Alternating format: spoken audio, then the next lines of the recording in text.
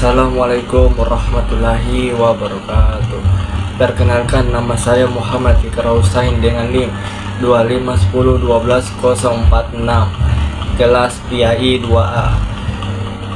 Di sini saya akan menjelaskan kedua buku yang saya dapatkan. Yang pertama, buku yang berjudul Mengenal dan Memahami Tarekat-Tarekat Muktabarah di Indonesia, dan buku kedua yaitu Mengenal Tarekat Muktabarah di Indonesia.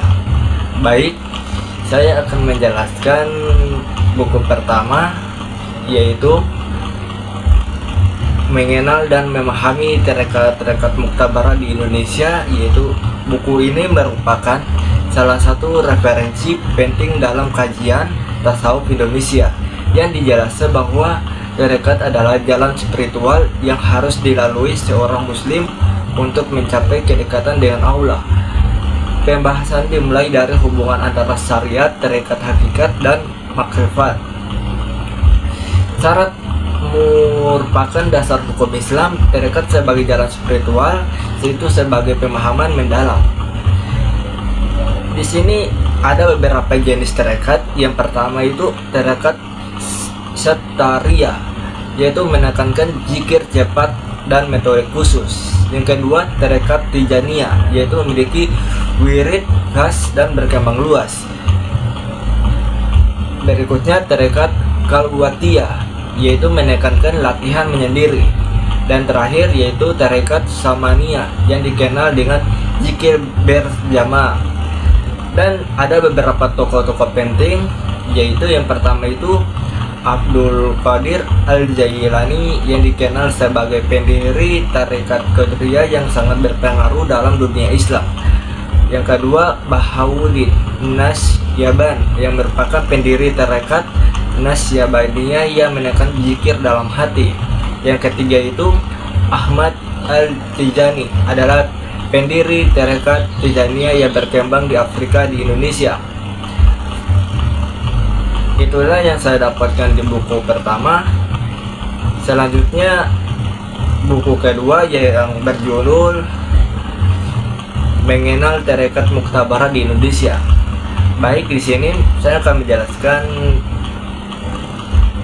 buku kedua, yaitu buku ini lebih bersifat pengantar dalam memahami tarekat, yang dijelaskan bahwa tarekat adalah jalan untuk membersihkan hati dan meningkatkan kualitas ibadah. Tarekat tidak berpisah dari syariat, melainkan menjadikan pelengkap dalam kehidupan beragama.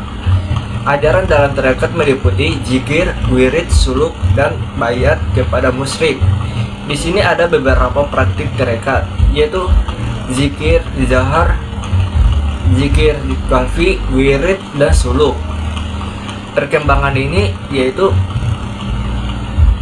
penyebaran tarekat yang dilakukan oleh ulama yang memiliki jaringan keilmuan hingga ke timur tengah. Tarekat juga berperan dalam membentuk moral dan kehidupan sosial masyarakat. Jadi yang saya dapatkan kedua buku tersebut, kesamaan kedua buku tersebut yaitu kedua buku ini membahas tarekat muktabarah di Indonesia, jenis-jenis tarekat, ajaran zikir, serta peran tarekat dalam masyarakat. Keduanya juga menjelaskan sejarah perkembangan dan tokoh penting.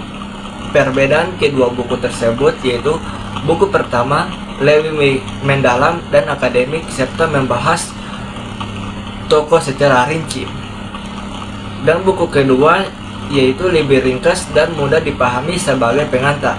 Jadi kesimpulannya yaitu tarekat muktabarah memiliki peran penting dalam kehidupan umat Islam di Indonesia, terutama dalam pembinaan spiritual dan akhlak. Kedua buku saling melengkapi dalam memberikan pemahaman tentang tarekat.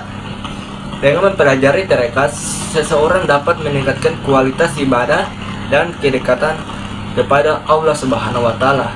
Baik, itulah penjelasan saya yang saya dapat dari kedua buku tersebut. Sekian Terima kasih. Wassalamualaikum warahmatullahi wabarakatuh.